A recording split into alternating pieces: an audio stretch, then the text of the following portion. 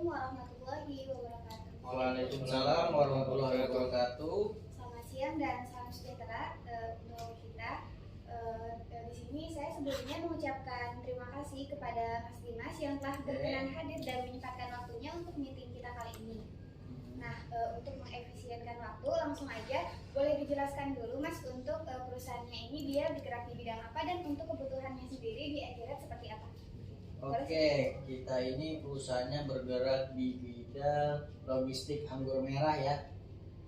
Lalu kita butuh yang namanya persediaan stok gudang, laporan gudang, itu kita butuh kurang lebih seperti itu. Oke, sudah cukup? Sudah. Oke, terima kasih untuk penjelasan mengenai perusahaannya. Di sini saya ingin menjelaskan sedikit ya Pak mengenai Akirat itu sendiri. Oke. Nah, jadi Akirat ini dia adalah software akuntansi yang user friendly, dia yang dapat membantu Bapak memudahkan dalam menyusun laporan keuangan, laporan laba rugi, dan masih banyak lagi.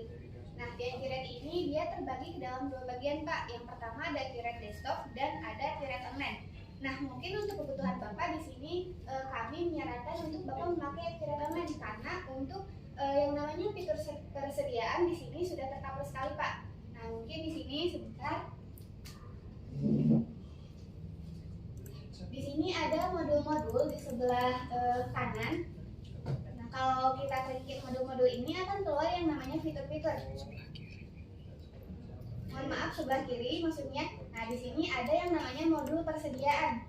Di modul persediaan ini dia meliputi gudang dari perusahaan Bapak. Nah, yang pertama di sini ada fitur permintaan barang. Nah, fitur permintaan barang ini dia saling link ya Pak dengan yang namanya fitur modul pembelian. Nanti kalau Bapak misalnya di sini persediaan, terus melakukan yang namanya permintaan barang, nanti permintaan barang ini akan diproses oleh orang purchasing yang melakukan pemesanan barang. Nah, untuk cara inputnya sangat sederhana dan mudah sekali ya Pak untuk di Akirat sendiri. Di sini kita tinggal masukkan aja untuk barang-barang yang akan dipesan. Seperti ini. Tinggal klik aja misalnya. Di sini kuantitas yang akan dipesannya berapa? Lalu lanjutkan. Setelah itu tinggal simpan aja. Nah, kalau udah disimpan, nanti di sini akan ngelik ke pesanan pembelian seperti itu. Yang kedua, ini ada pemindahan barang. Jika Bapak punya lebih dari satu gudang, barang-barang itu bisa dipindahkan dari satu gudang ke gudang lain. Yang ketiga, ada penyesuaian persediaan. Nah, penyesuaian persediaan ini untuk apa? Misalnya kita melakukan penyesuaian di gudang Akirat dengan gudang realnya Pak. Di gudang Akirat misalnya ada 3 barang aja, tetapi di gudang realnya ada 2. Nah, kita di sini lihat contohnya. Misalnya kita kue bolu. Nah, di sini tinggal diklik ada penambahan atau pengurangan di gudang realnya seperti itu.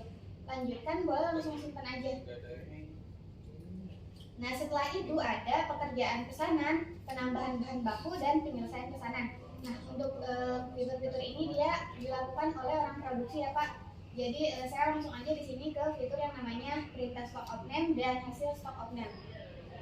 Perintah stock of name dan hasil stock of name ini dia cara inputnya juga mudah. Di sini misalnya penanggung jawab stock of name-nya siapa, lalu dikerjakan oleh siapa, dari gudang apa, terus kategori barangnya apa. Nah, nanti sesudah melakukan yang namanya stock of name dan melakukan perhitungan, Bapak akan melakukan yang namanya hasil stock of name. Nah, di sini nanti di sini akan keluar nomor perintahnya seperti itu.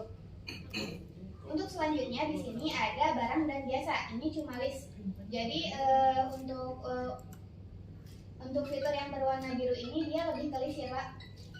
Di sini ada barang dan jasa. Ini kayak master data aja. Bapak masukin barang-barang yang perusahaan Bapak jual atau yang perusahaan Bapak butuhkan. Di sini ada gudang. Jika Bapak lebih dari 1 gudang, bisa diinput di sini aja untuk gudangnya. Nah, seperti ini misalnya namanya apa, lalu deskripsinya silahkan saya ditambah sesuai dari kebutuhan Bapak. Nah, di sini ada satuan barang.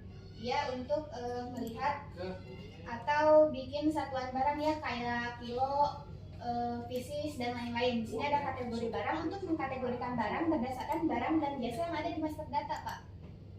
Ini ada pemenuhan pesanan. Dia untuk lebih ke list ya Pak, untuk pesanan ini dia sudah bisa terpenuhi atau tidak, sudah cukup atau tidak untuk pemesanan atas customer-customernya. Di sini ada barang per gudang, bisa lihat ketersediaan, misalnya list dari satu barang ini ada berapa, dan dari dari gudang ini ada berapa, dan gudang lainnya juga ada berapa. Di sini ada barang stok minimum.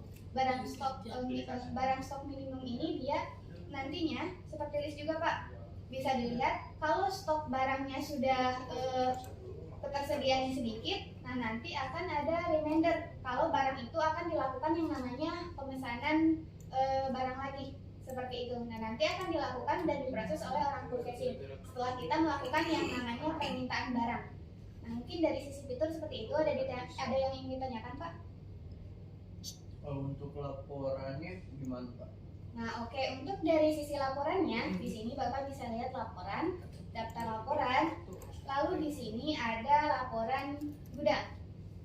Nah, oke, di sini untuk laporan gudangnya ada kuantitas barang per gudang, lokasi per gudang, dan bisa dilihat atau dikontrol juga sesuai dengan kebutuhan Bapak. Misalnya di sini ada kuantitas barang per gudang. Kita lihat misalnya dari gudang mana. Dari gudang utama misalnya, terus tampilkan.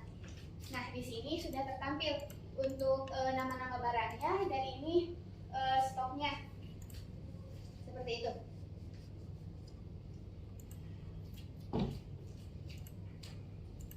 Nah Bapak di sini juga bisa lihat yang namanya kepersediaan. Bapak bisa lihat nilai persediaannya, umur persediaannya. Dan Bapak juga bisa lihat untuk permintaan barangnya sudah diproses belum oleh orang purchasing, seperti itu. Ini kita lihat. Nah seperti ini, karena belum ada transaksi dan belum melakukan yang namanya permintaan barang, jadi di sini belum ada listnya ya Pak, seperti itu.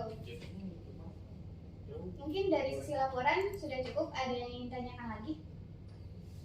Cukup. Dari saya sih cukup. Baik, kalau dirasa cukup, mungkin saya izin tutup untuk meeting kali ini ya Pak. Baik, sebelumnya saya juga mengucapkan terima kasih kembali kepada Bapak yang telah berkenan hadir dan menyempatkan waktunya untuk meeting kali ini. Saya Milah pamit undur diri. Mohon maaf bila ada kesalahan. Wassalamualaikum warahmatullahi wabarakatuh. Waalaikumsalam warahmatullahi wabarakatuh.